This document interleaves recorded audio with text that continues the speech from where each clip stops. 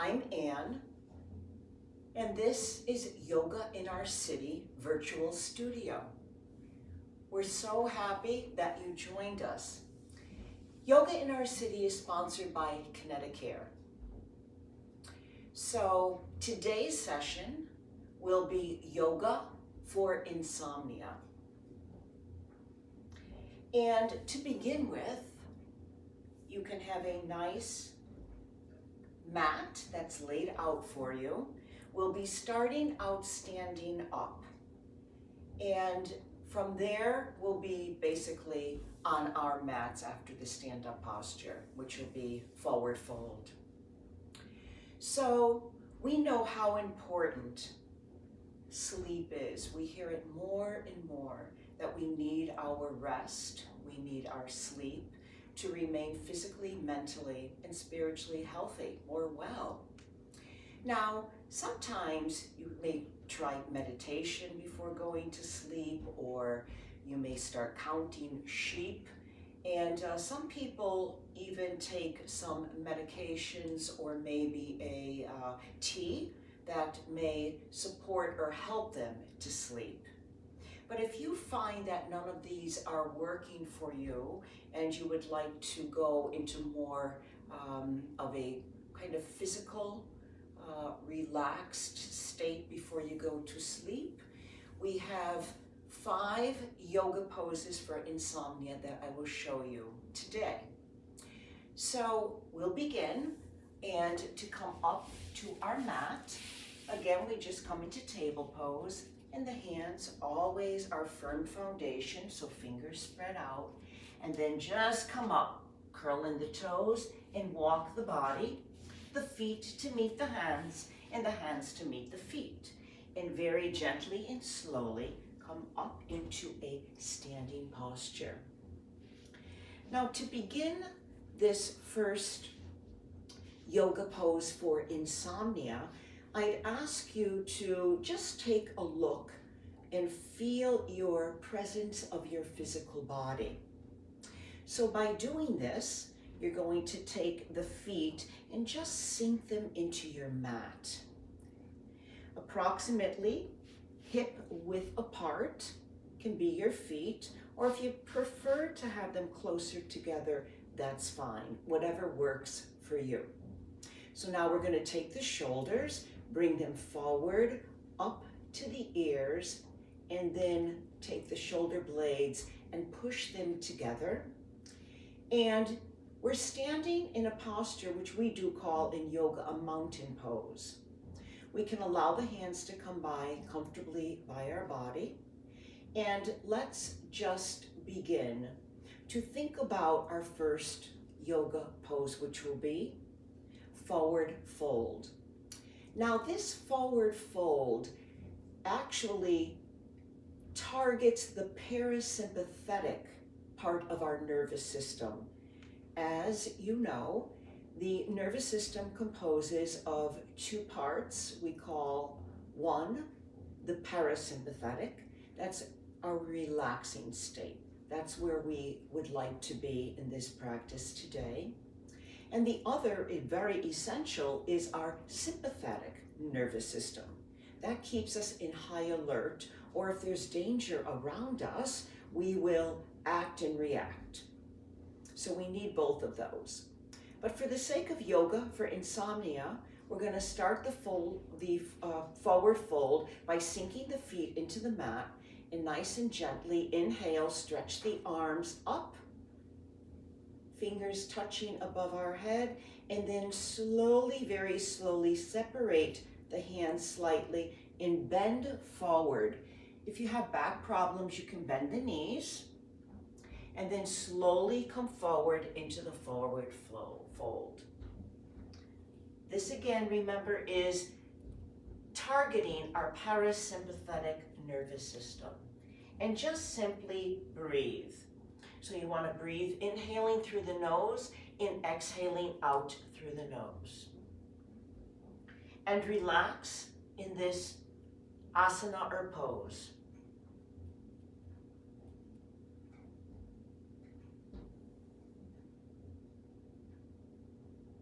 Begin to relax the head, relax the neck.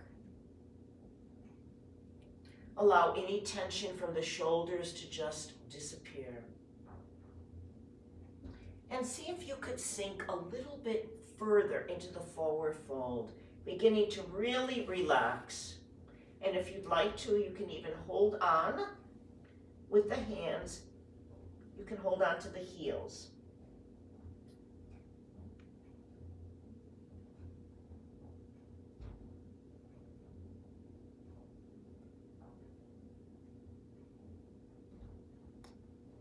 And now, bring the fingers in front, bend the knees, and slowly walk the fingers of the hands up the legs. Beautiful. And just come back to that nice grounded posture where we started, sinking the feet into the mat, shoulder blades kissing together, and just take note how you feel.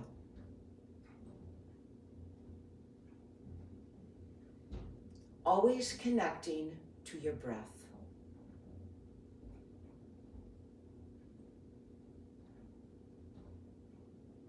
And now we're going to come down into our mat for the second pose. So come down to the mat, whatever that looks like for you. And then slowly, we're going to lie down on our backs. The next pose is called the supine twist.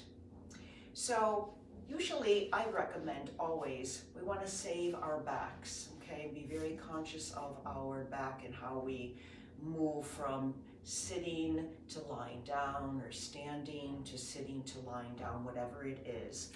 So we can turn on one side if possible. Take the leg that is on top of the other and just bring it forward.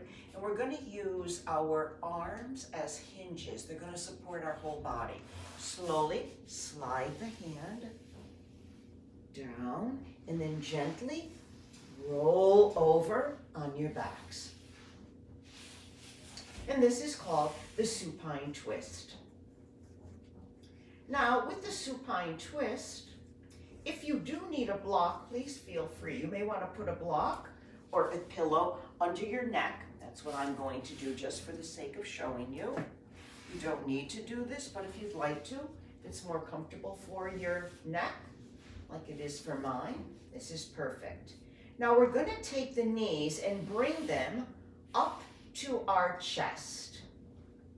And you may want to take your hands and bring a nice little squeeze, bringing the knees right to the chest.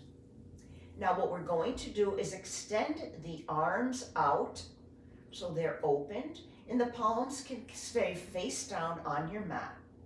And what we're going to do is inhale, and as we exhale, we're going to take both knees and move them to the right side of the body, so they're slowly coming down to the floor, and turn your head looking over the left shoulder. And again, breathe and begin to relax in the pose, trying to let go, especially of the tension from the day. You may have come home from work and been rushing, and you come home and you're eating and fixing supper and doing the whole 9 yards, and you're exhausted, but you're also wide awake. Your sympathetic nervous system may still be on high alert. So now we're going to do these 5 poses for insomnia and begin to relax the body. So breathe into the posture.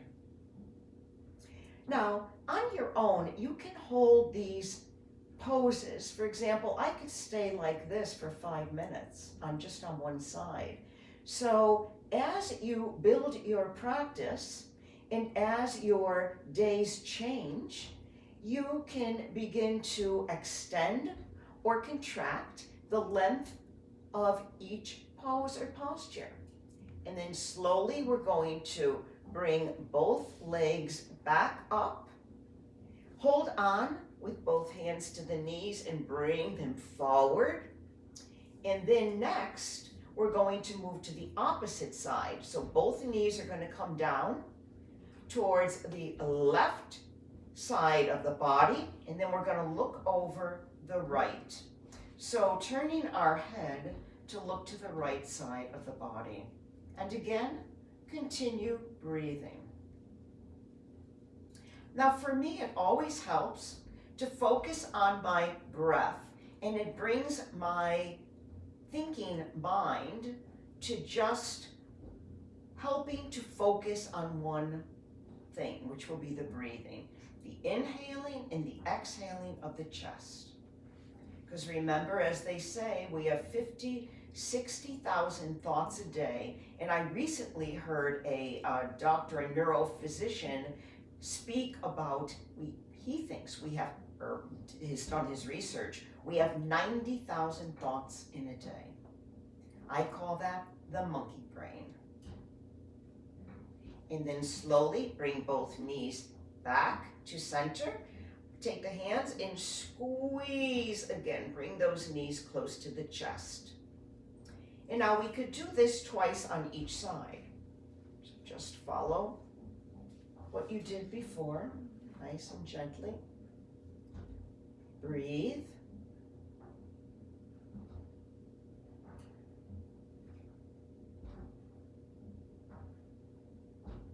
You may find yourself sinking more and more into a relaxed state as you continue holding the postures of the asanas and breathing. And then back to center. Let's pull those knees close to the chest, which feels so good in our abdominal muscles. And then back to the opposite side. Of course, now I use the word that you may have worked today and you came home and you were getting ready and preparing something to eat for yourself. Remember, with the yoga, try not to eat 2 hours before your practice. Even though I have taught yoga classes where maybe an hour before the class I had a very light snack, such as an apple or a few pieces of orange, and that I find works for me if I need that little bit of oral fixation, or I just wanted to put something in my mouth to eat and to digest. And then slowly back up. And again, take both hands, take the knees and bring them right close to the chest. And then we'll do that again once more on the side. And breathe. The supine twist is a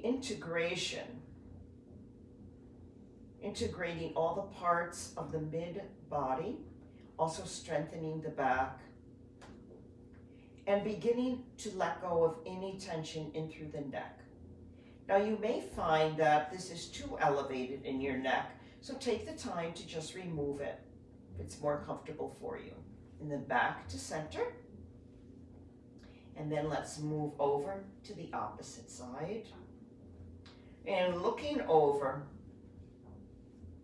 the right arm. Supine twist and breathe.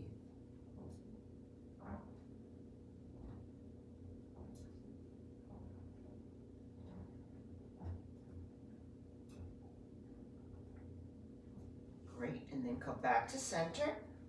Again, take those knees, bring them close to the chest and squeeze. Beautiful. And then come back up, so we can come up the way we came down. So you want to turn over to one side. Take that upper leg, bring the foot in front, and use your arms or the strength of your upper body to come up into sitting posture. And now we're going to move into the third pose or asana. And the third one will be the puppy pose. Now the puppy pose is a very relaxing posture. Those of you who have done it before, I'm sure you know. So what we'll do first is get into our table pose. And you want to have the fingers spread out. And then for the puppy pose though, we're going to inhale and slowly we're gonna move the fingers up towards the mat. So now we have a nice elongated arms. Bring the forehead, if you can, to the mat, and keep the buttocks up towards the ceiling in the puppy pose. Come back as far as you can with the buttocks up towards the ceiling, and breathe.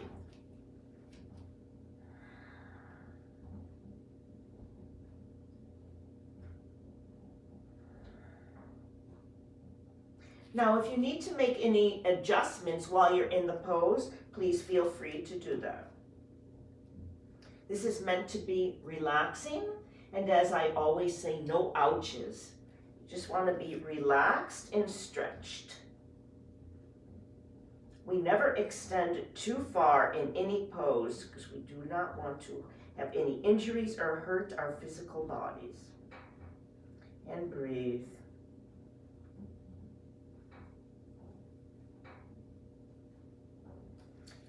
Now you can feel the stretch also in the spine.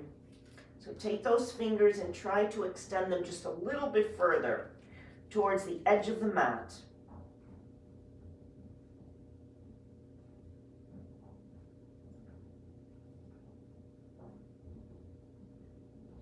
Then gently, slowly slide the hands towards the body and then come back into table pose. And this is not one of the 5, but let's just stretch out the buttocks, making circles, feeling the massage of the lower back. And next, we're going to move into our next posture, which will be the child pose. Now, as we know, this is my go-to. This, for me, is the most relaxing pose, besides the core pose, in yoga. So the child pose, we simply come from the table and then slowly bring that buttocks down, if you can, right to the heels. And then bring that forehead again to the mat. Now, if you need a support, you could use your block and bring it to the forehead if you'd like. And then you can take the arms and bring them right next to the body, the left to the left side, the right to the right side, and allow the palms to face up to the ceiling. And again, sink right into the pose. Relax through the breath. Note the movement of the breath.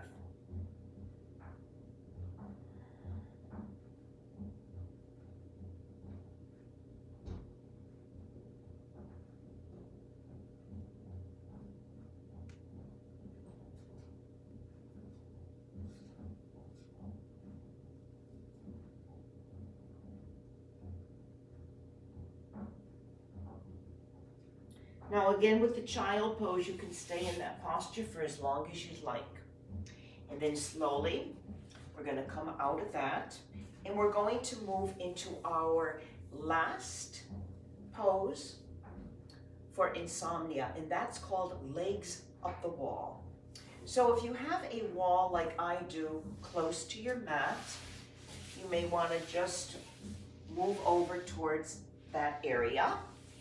And I'm going to invite you, you're going to try to get closer and closer to the wall, the buttocks closer and closer to the wall. So I'm going to do my best here, but what you would want to do is kind of move your body closer again to the wall.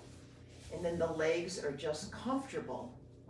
And you could begin to feel any tension just coming and moving through the lower extremities, just feeling it riding through the legs and just letting go. Now, if you're standing on your feet in your job or moving from one place to the other, doing a lot of walking, your legs may be tired, they may be fatigued. And this pose again is a wonderful pose, very relaxing, and you may want to breathe. That same kind of breath. The inhalation, the belly expands, and as you exhale, the belly contracts.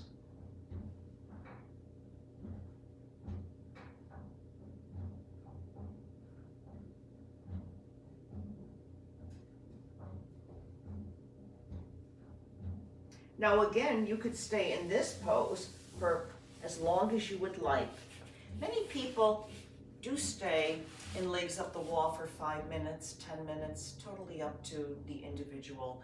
And of course, each day, your body's going to let you know what it needs based upon the activity of the day, how your body and your mind feels that day. So it does vary. So as far as staying with a rigid schedule, it's really not necessary. What I love about those 5 poses is not only are they easy to do and simple, they're very applicable for moving around. So for example, you may decide that you want to do those 5 poses before you go to bed, and you may start out with legs up the wall, instead of the forward fold. So that's the wonderful part, that we can be flexible, and as we become more flexible, we can really tune into our bodies. What do we need? And give yourself that love and support for what you need as you move through your own series. So I really would love to thank all of you for joining me, and I hope that you have a restful, wonderful sleep. I'm Anne, signing off. See you soon. Bye-bye.